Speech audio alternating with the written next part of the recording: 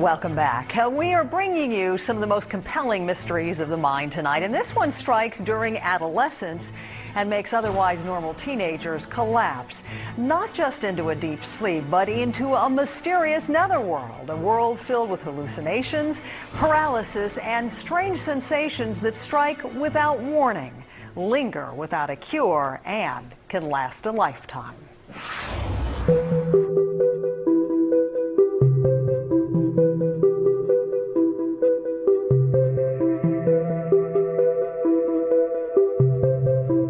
An insatiable need for sleep. Sudden episodes of paralysis. Vivid hallucinations. This is the life of a narcoleptic. I don't really even remember a whole lot of my sophomore year just because I slept so much through my classes. Anthony Raymond was your normal high school kid who loved acting and the theater. Then his life mysteriously started to change. I just started feeling sleepy throughout the day. I didn't think much of it. I just thought it was some weird puberty thing. Occasional daily naps turned into a constant need for sleep that he could never satisfy. I was sleeping every chance I could get. In addition, I started experiencing all these other weird symptoms like sleep paralysis at night. And what is it exactly? I'll be laying down and all of a sudden I can't move any part of my body. And usually what will accompany this are these hallucinations, which not only do I see things and hear things, but I also feel things. I can remember one time being completely paralyzed and feeling a fox kind of crawl under my back. Can you scream when you're paralyzed like that? No, so you can't move your body at all? I can't scream, but eventually I break out of it and I will scream or something.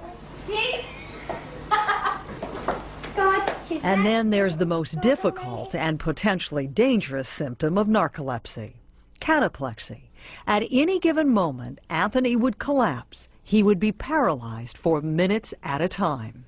Probably the scariest thing is falling to the ground and not being totally sure that you're going to fall in a position where you can breathe. I could fall in a space where my face might be smothered by, a cushion or something.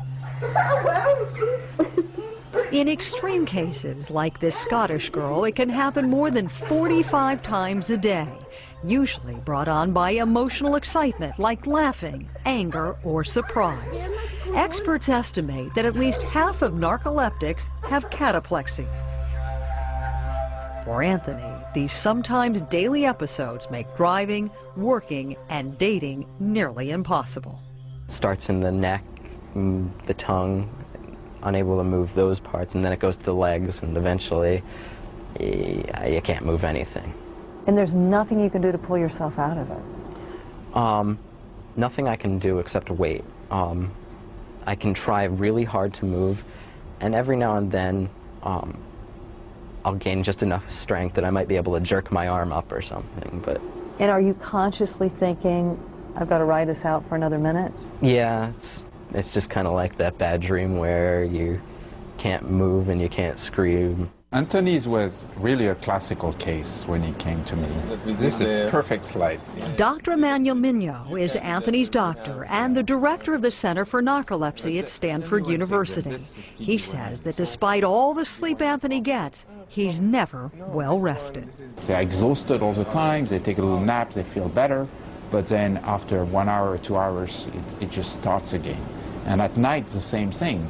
It's just exhausted, and they arrive in their bed, boom, they sleep, and then after 2 hours, they wake up unable to fall asleep. Basically, the cause of narcolepsy is very simple. Narcoleptics can't produce a brain chemical called hypocretin. Normally, it helps you stay awake. Without it, narcoleptics constantly fall into REM, or dream sleep, but they do not fall into the deep restorative stages of sleep. So they wake up too soon and wake up tired. The mystery. What causes the death of these precious brain cells? And why does it often happen during adolescence? The other mystery. How to restore or replace those cells and cure narcolepsy. Fortunately, doctors have developed drugs to treat the symptoms. It's kind of gross, but it does the trick. Every day and every night, Anthony takes a carefully prescribed mix of drugs.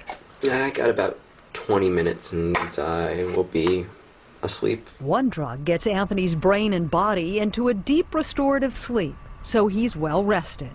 It also helps reduce cataplexy, but it doesn't work for long. Anthony needs a second dose in the middle of the night. It is 2:11 a.m. and I am awake again. Anthony also needs a stimulant during the day and antidepressants to ease his constant sleepiness and cataplexy. Okay, it's now 7:30 in the morning and But even with all those drugs, Anthony can only stay awake for about 6 hours at a time during the day, so he must follow a strict daily nap schedule. The first is in mid-morning, usually in his first or second class. Anthony closes his eyes for 15 to 20 minutes. If he's sleeping, he's going to miss something, but I think he more than compensates for that. He also has to take a nap the minute he gets home from school. if I postpone a nap long enough, I just can't really function. But no matter what medication he takes or how many naps he has, Anthony still has occasional bouts of cataplexy. I'm getting KTV! Yeah. See his bobbing head here? This one happened while he was watching a comedy. But despite all these challenges, Anthony still has big plans for the future. He starts college in September and hopes to become a teacher. With no cure on the horizon, Anthony is ready for a life he knows will be a non-stop, 24-hour game of beat the clock. I can live the rest of my life like this. Narcolepsy is a problem, but it's not the worst thing in the world for me that could happen, and I'm still living. And you know you can handle it. Yeah. And Anthony is doing a whole lot more than just handling it. He happens to be thriving. He is far from alone, though, when it comes to struggling with narcolepsy. The disorder affects about 135,000 Americans. Now, in most cases, symptoms first appear between the ages of 10 and 25. We're going to take a short break. We'll be right back. You have a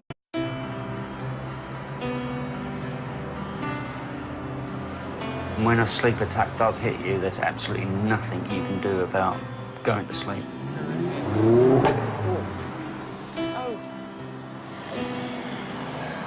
You all right, Dee?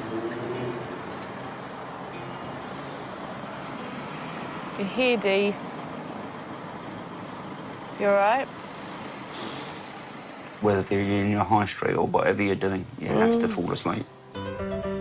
Dee Dowd has invited me to spend a day in his life. Dee has narcolepsy. Gotta get him up before he gets wet. Yep. Come on, darling. Up you go. Oh.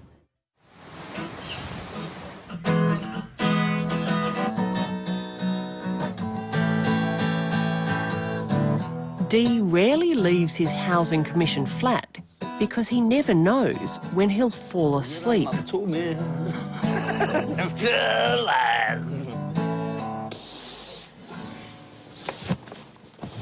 Oh, sorry. What is narcolepsy? Narcolepsy is a problem with the brain where your sleep-wake cycle switch is broken due to a condition where you can't use hypocretin in your brain cells. And hypocretin is the drug that regulates your sleep-wake cycle.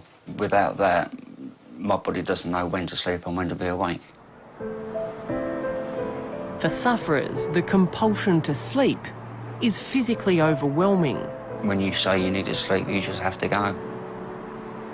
You're on the pavement. You need to wake up. Dee can't work and needs a full-time carer. Helps being a big girl.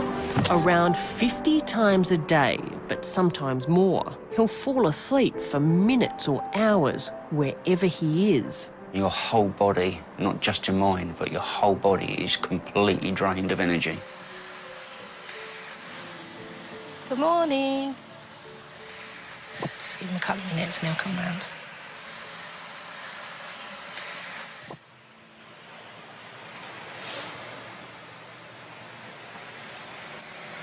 and just make sure he can breathe. So I'm a bit dreamy at the moment, and... Talk to me. It takes me a minute or two to wake up, doesn't it? I'm getting there. Yeah, your eyes are opening up. What? You put eyeliner on, haven't you? Because of the camera. Oh, okay.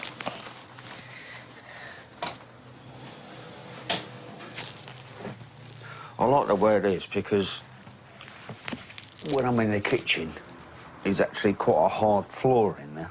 A common complication with narcolepsy is another condition called cataplexy. It can be triggered by stress or excitement.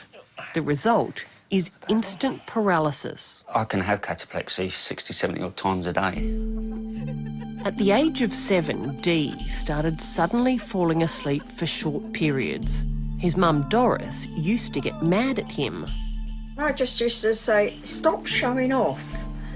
Get up.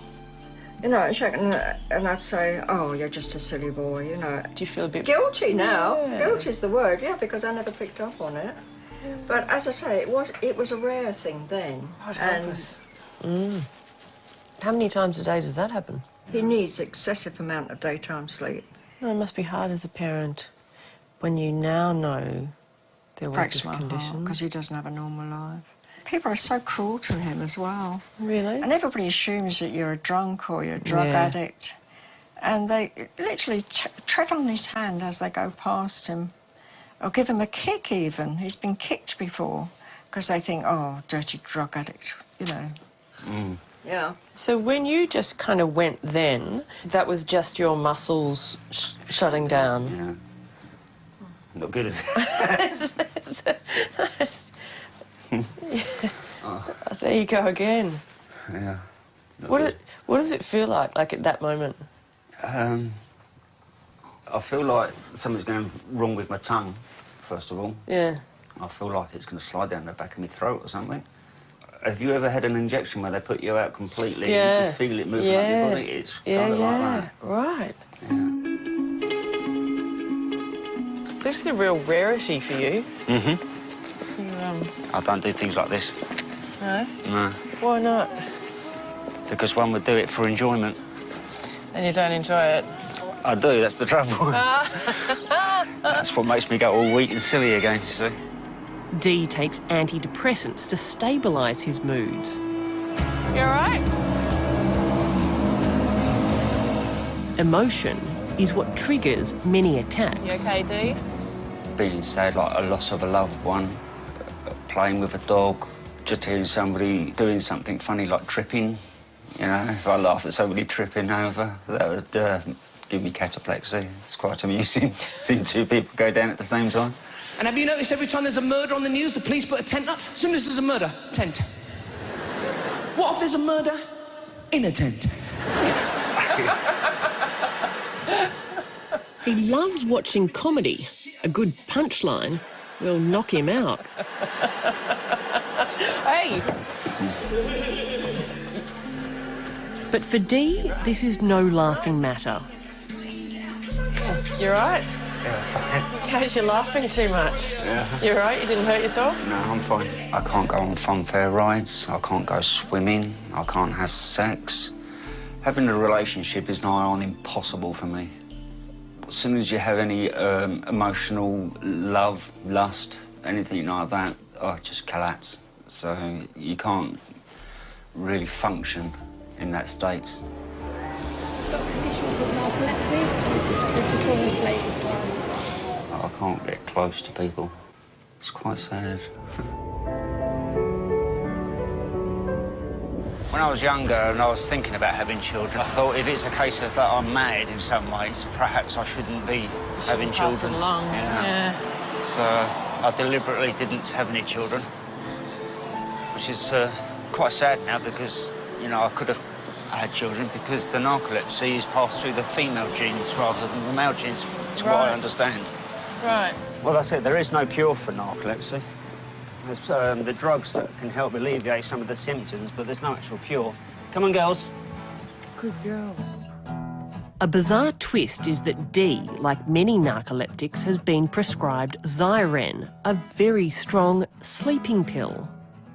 The date rape drug, basically. Oh, right. They use it for narcolepsy because it knocks you out into a sleep state. Do you sing as well? No. No? Because, unfortunately, being narcoleptic, you don't get the deep sleep. So even though we sleep a lot, we don't get the right kind of sleep that actually is refreshing. Your secret's are safe with me. I zoned out about 30 minutes ago. In his waking hours, Dee runs a Facebook support group to help fellow sufferers and to raise awareness in the wider community.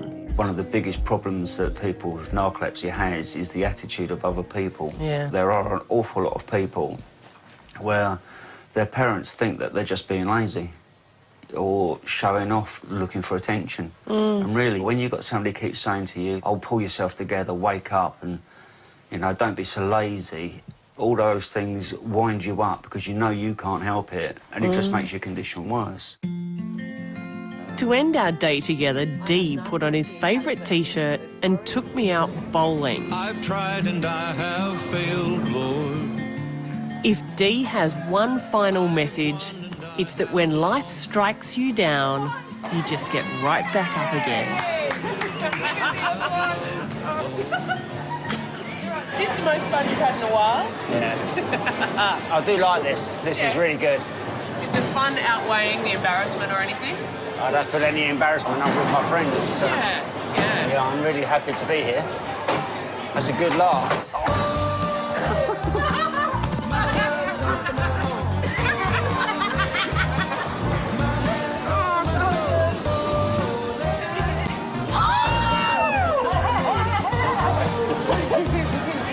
You're crap! Who knew going bowling with a narcoleptic could be so much fun? You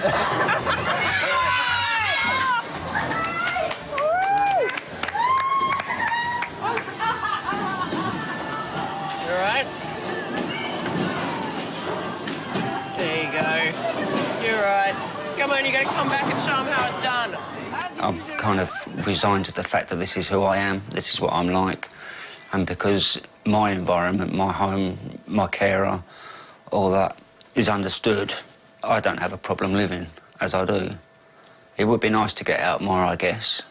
But other than that, you know, I'm a happy bunny.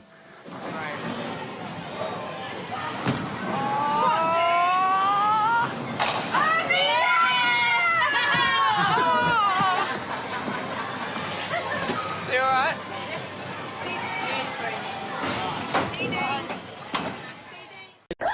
Skeeter is a small dog with a very big problem. No matter how much he struggles to stay awake, he can't. For this 11-pound toy poodle, almost every moment is a disturbing, losing battle with the urge to sleep. There he goes, out cold. Skeeter has narcolepsy, an uncontrollable urge to sleep. Skeeter's struggles to stay awake are heartbreaking for his family, the Hendersons of Chubbuck, Idaho. His narcolepsy is triggered by excitement, so he can be out for an afternoon walk and just fall asleep sitting up. There you go. Come on. You can do it. The tail-wagging prospect of jumping up on Shari Henderson's lap suddenly sets Skeeter snoozing. Come on. Oh. He's miserable. He looked like he was a prisoner in his body. He was like, please help me. You know, I'm trapped in this little furry white shell. When the Hendersons' grandson comes to play, Skeeter plays dead. Strangely, when Skeeter can be kept calm, that's when he seems able to stay alert. But nothing's more exciting for a dog than food. So to keep him awake long enough to eat, he has to be constantly petted and stroked. Otherwise, he's off in mid-bite. I was just stunned that I had a narcoleptic dog in my hospital. Skeeter's condition is so rare and so little is known about doggy narcolepsy that America's top vets are studying this home video of his symptoms. It's not particularly unpleasant for the dog, except that he can't live a normal life. He just cannot be a dog. He's being treated with antidepressants designed for humans. But so far, well, watch for yourself. Because the genes of dogs and humans are so similar, other scientists are using dogs to discover clues to some of the most vexing of human genetic diseases. With the help of Dobermans like Blitzen and Donner, You're a big baby, yeah? and a dachshund named Bo, Emmanuel Mignot has already made a discovery that could improve millions of human lives. Bo has narcolepsy. At moments of high emotion, he loses muscle control and appears to fall asleep.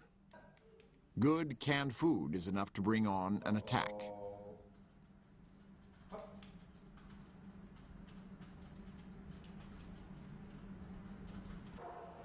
On the rare occasions when Bo slips off into the hall, everyone knows there's no reason to race after him.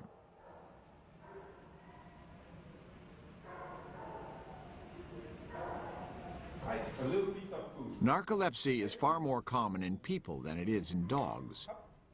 But it's easier to study in inbred dogs because they have so much less genetic variation. Not that it was easy. The process of finding the gene was a very, very long ordeal. And I have to say, I amazed myself with my patients. Even so, at the end, you know, we were so tired, we couldn't believe we would finally get the gene. We discovered something that may have clinical application for narcoleptic patients. And that is a dream for a researcher. You know, we look hard for this gene, but we would not have dreamt that what we found could have been useful quickly. And I think there is a good chance that new medication will come out directly from that research for human patients. And that's really a plus.